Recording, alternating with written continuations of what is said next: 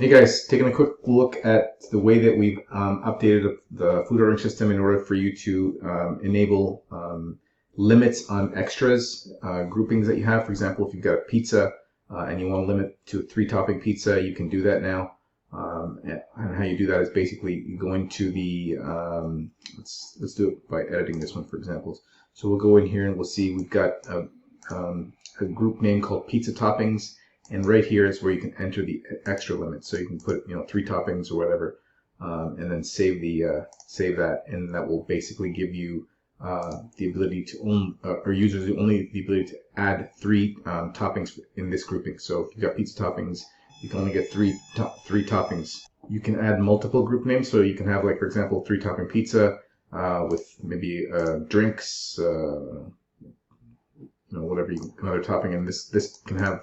You can get 2 drinks with that, and you can also add another you can have multiple groupings of for the same item here, and give each of those extra groupings a limit.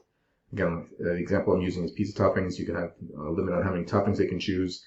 Drinks, how many drinks they can choose. If you've got donuts, you can give them a limit on how many, like a dozen donuts, and how many donuts they can choose. So this is how this is working now. Thanks for watching.